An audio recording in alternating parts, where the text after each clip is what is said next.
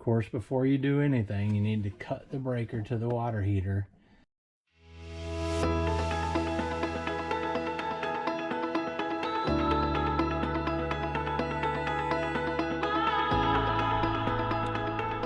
Hey everybody, this is Brent, Central Arkansas.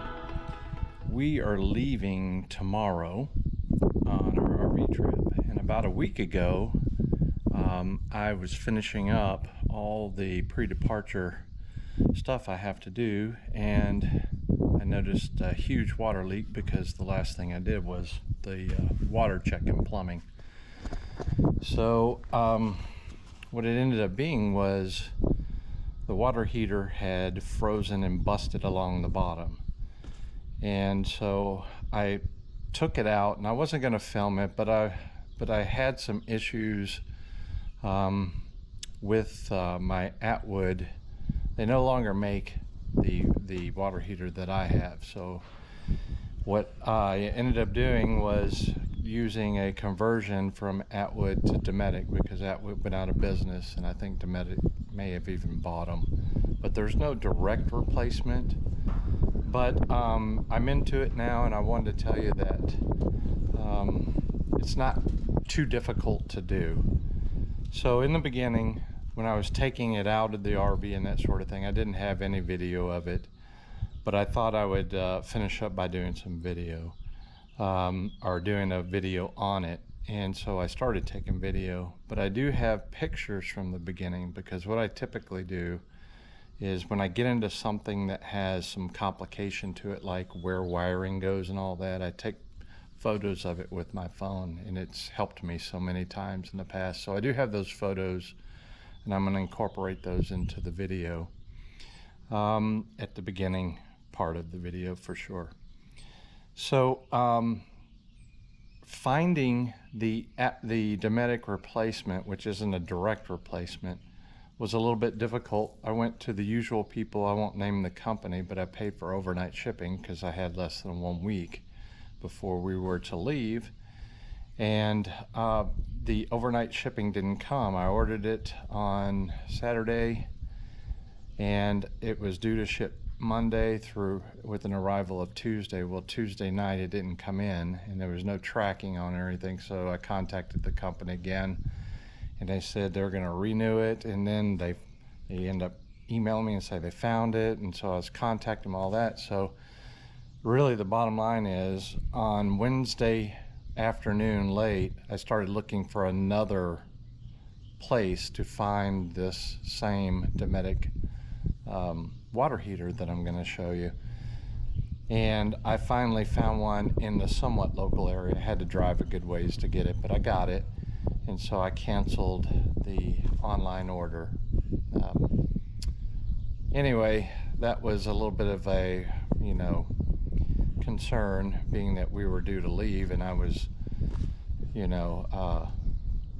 concerned that we weren't going to be able to leave on time, and I've got reservations and that sort of thing, so we would end up losing some money because of the water heater not coming in. So a couple lessons I learned from that was, one, always remove the drain plug and winterize. Now what I did, or what I have done since I've owned this in 2015, was I put a portable heater, it's one of them ceramic heaters, in the fifth wheel, where the temperature is set. If it gets below freezing, that heater will come on. And that has always worked in the past, but this past winter we had some really near zero freezing temperatures, and I think that did it. It overrode my little heater plan, and I'm not going to do that again, because the water heater plug is really easy to take out, and call it whatever you want to call it. I messed up, and it ended up costing us about $1,000. So anyway, I'm going to get into this. I'm going to show you some pictures of me removing, not removing, but me showing the heater and some of the wiring and stuff like that. And then I'll get into some of the video and replacing it. In fact, I've recorded this now that the water heater has arrived. So we'll get into it. Thanks for watching.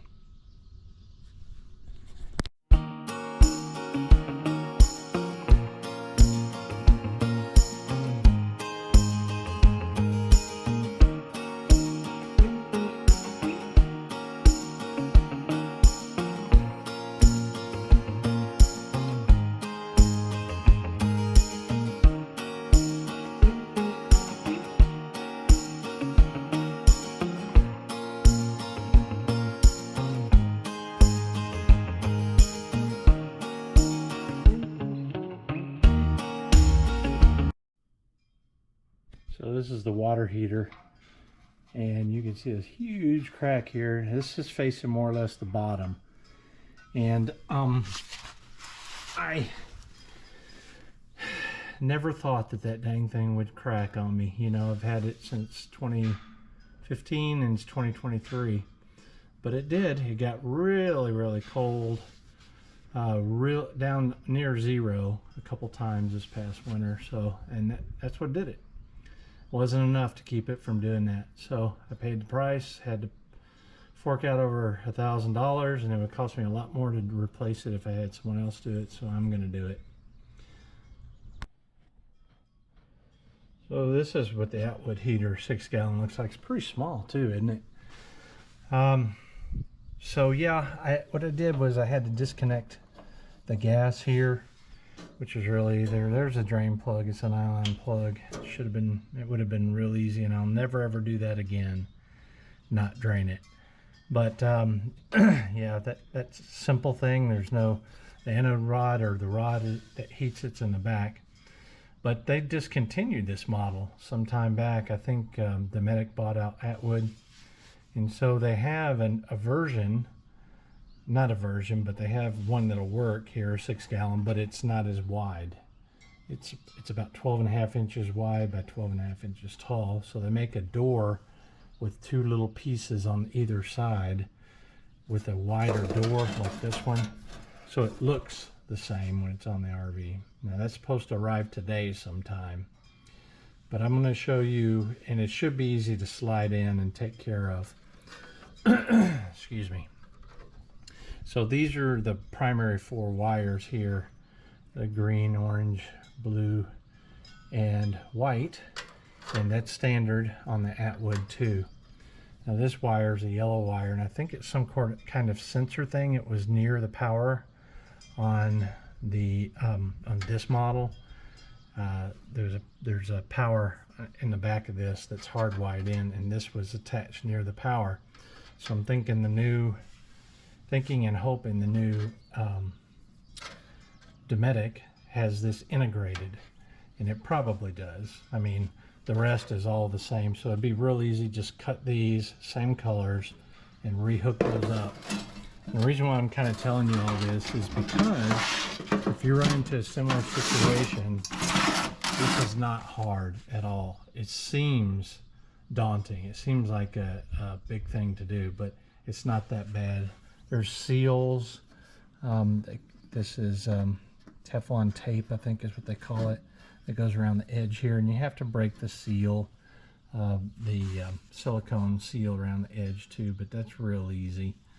And then you cut the power cord, and what the parts of the power come up here. But I'll show you that in the RV in just a sec. All right.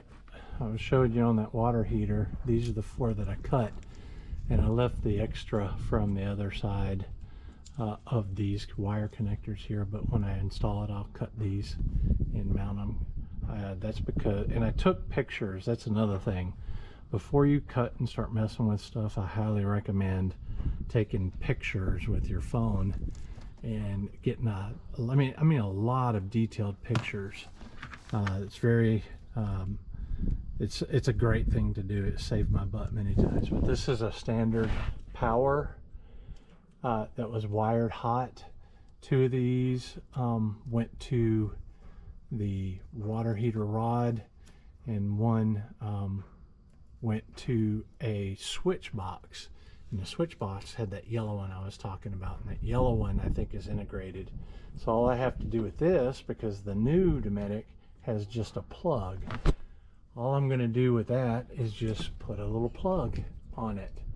Since it's got a plug, I'm going to put a plug female here, and that way all I have to do is plug it in and then slide it in the hole here and cut these and put those together on each color coded right, and then yeah, slide it in there and seal. Put that I've got putty tape right here, and I'm gonna put around the edge. I already had that too, so that's good. And then it should be a snap.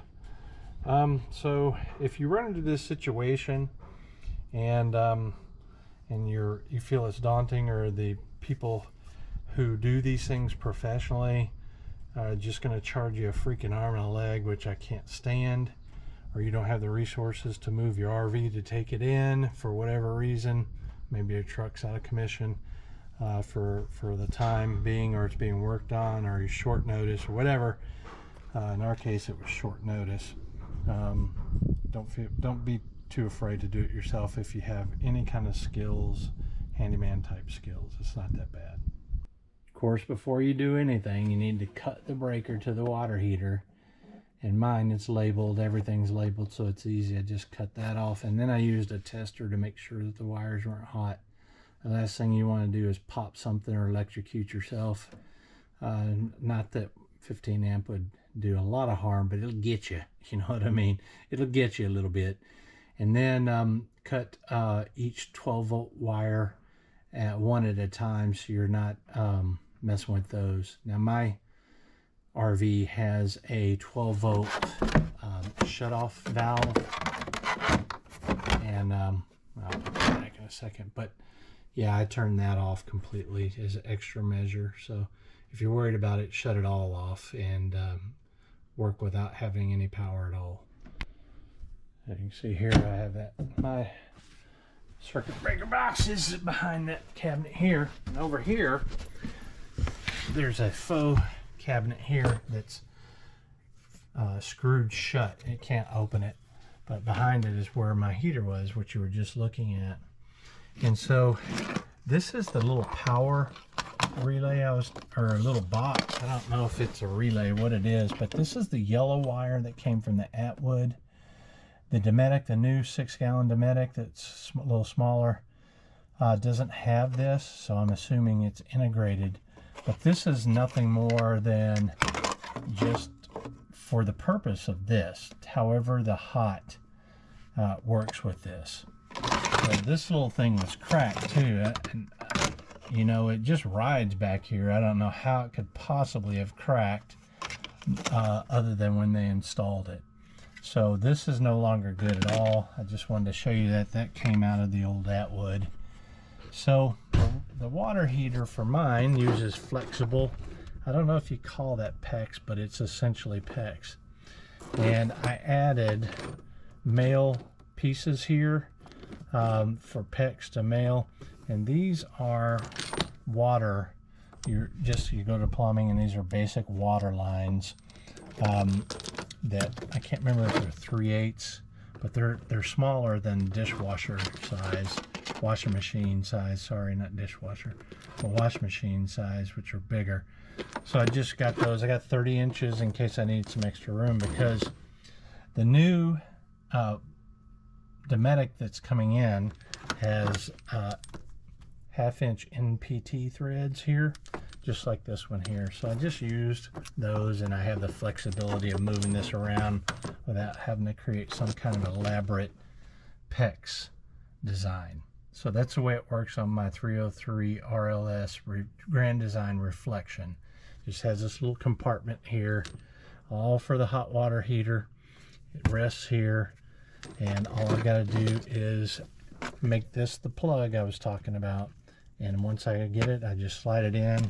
I hook these two up, tighten them. It's got sealing washers here, and just plug it in and seal it up on the outside. Should be a piece of cake. So however you want to hook up your power cord, if you're going to do it this way, if you use a plug, you have to be aware of what you're doing.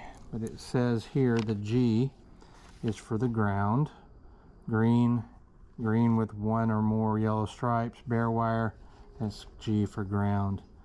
The silver screw is for the white or gray wire. That's the neutral. Sometimes it'll have a W. I'm not sure if it's on here as a W. I know the G's on here. If you look right back here, the G is on there. But the color of the screw is the indicator here. The what they call brass screw is the hot. That's black. It's either black, blue, red, or any other color except white, according to these instructions. But in my case, it's black. And over here, the silver screw, right here, is the white. So it's real easy to do, but the thing that you want to make sure is you don't want to ruin that expensive $1,000 purchase you just made. So make sure you wire it correctly. If you're unsure, look up some videos, call a friend, do whatever you have to do. Don't ruin your purchase. Comes with experience, not particularly in this case. I'm hoping anyway. But yeah, the ground, another way you can tell is this piece here is the ground wire, but there's a little G here, so that's green, this one's black, and this one's white for my case. Silver is white, copper or brass color is black. So that's what I'm gonna do. I'm gonna hook it up and I'll show you what it looks like when I'm done. All right, I'm done. Connections are gonna be simple. This is the gas. It's supposed to arrive tonight. That's the gas. This is the plug for the power cord. It's just a regular plug in on the back of the new Dometic. These four will be spliced into the new water heaters with these connectors here. Those four connectors. Those just can't, you slide the wire in on either side and just press it together and it does it. And this is the hot and cold. You can see the red and blue connections there, and they just screw on a little tighter than hand tight, a little bit more than a little, and then you just put the butyl tape around the edge. I'll probably put it on the heater itself, and then this is 16 inches wide. It's got two door pieces that come on either side here because the new one's only 12 inches wide. And then once that's done, I need to clean this caulking off here. Once that's done, it'll press up against here and the butyl tape will seal it around once the screws are in. And then I'll take this off in just a second, and then I'll put a new bead of silicone all the way around to make it watertight, and that'll be it. That'll be all she wrote for the install, and I'll show you the final stages. All right, this is Thursday, the day before we leave, and all this has come in now, but you'll probably see this more towards the beginning of the video, because this is, I wanted you to see what the replacement is. So this is the Dometic replacement water heater. It's also a 6-gallon gas and electric, and I picked this up at Camping World in the Little Rock area. And because this is a 12 inch by 12 inch, 12 and 3/4 inch by 12 and 3/4 inch square that it fits in, but the old one that I took out, which you probably just saw the picture for, that is 12 by 16. So they make this door conversion kit, which I did get online, and these two extra panels fit either side to make it a conversion, I guess, of sorts. So this is everything I need now. I've already done the pre-work in the days before this arrived, or the days before I went and got this, and so it should be I should be able to just put it in really easily. This is kind of noteworthy. You can see on the picture there, it shows a door, and you expect it would come with a door, or say door not included or something. And it may just be that mine didn't come with the door, but there's no door. I don't need it for my application because it's a replacement for an Atwood, which is bigger, but still you would think, and you may need the door, so I thought I would show you that. All right, so I'm at my water heater, which is just below my electrical input, 50 amp, which makes it funner, but doable. So I've got, this is the gas line, and there's a little plug for it here. that I need to push it through and connect it. And I'm going to use the Teflon tape, the yellow Teflon tape. Where'd I put that stuff? Yeah, right here. And I'm going to put it on the threads. You always wrap it in the direction that the threads go, like if you're tightening it. And so it's essentially, it's clockwise, but from this direction. So you want to go this way with it. That way when you screw it on, it doesn't peel, because if you did the other way, it would peel it off, or potentially a little bit. It'd still probably work, but yeah, go clockwise with it, which from this angle would be counterclockwise. So I bet that was real confusing, huh? But you have to imagine like you're tightening like this, and so that's the direction, because you want it to end. Anyway, I hope you get the point there. So you can see here that there's a gap here and here, which is okay. I've got the wires that I'll push back in just a second, and the gap gives me room for that, and it also gives me room to put this through and install it before I bend these. You got to bend these flaps down. They come straight, but you bend them down. See, there's little pieces of metal here that I guess allow it to stay secured. I'm not real comfortable with how secure that's going to be, but we got to bend these down, and that's going to be done after I hook everything up and do a dry run. So yeah, so let's go ahead and do the tape, hook it up, and then we'll do the wiring. Now this I pulled out of here, it's the plug, and my last one, it was like it had a foam sealer around it. This one's got a plug, but you can see here that the gas head is too big for this, so I'm going to use, whoop, fell right off. I'm going to use needle nose pliers and try to stretch it over this little head here, this screw. End up getting it over, and I couldn't do it with needle nose pliers. I end up using my channel locks here, and it's got two little points right here. I just put it on there and stretch it like that. It went on fairly easily. So put the Teflon on, tighten this down, put the plug in. It was a little bit of wiggling to have to do that too. Nothing's going to come super easy. You just got to have patience and keep at it. Still, it's not, I'd say this is overall is a medium task. It's not easy, but it's not terribly difficult either, in my opinion. Now I'm going to take, I moved it over to the left, and I'm going to take and put these in here, and we'll go attach those from the inside and then do a run test. I may have a problem here. You can see the back of the connectors that this is going to go into is straight, and it's really close to this drawer, so I gotta figure out a workaround for that. I'm gonna connect them and see if I can get it to slide in without too much pressure on these water lines, and if not, I'm gonna probably have to run back and find the one that goes straight down to make it work instead of the ones I've got here. That kind of sucks, but it's always something. I don't have the extra light on here, so it's a little darker, but you can see I connected all the wires together. I've got the plug done right back over there. Hopefully you can see that yellow moving in and out. That's the plug. And I've got the two water lines tightened. You don't want to over tighten these. These are made for water lines in the house, these connectors, and they have a piece in there. I don't think it's rubber, but nylon maybe. Anyway, it seals up without cranking it down, and you don't want to crank down anything in here. I checked everything before I sealed it here. You can see it's still far away.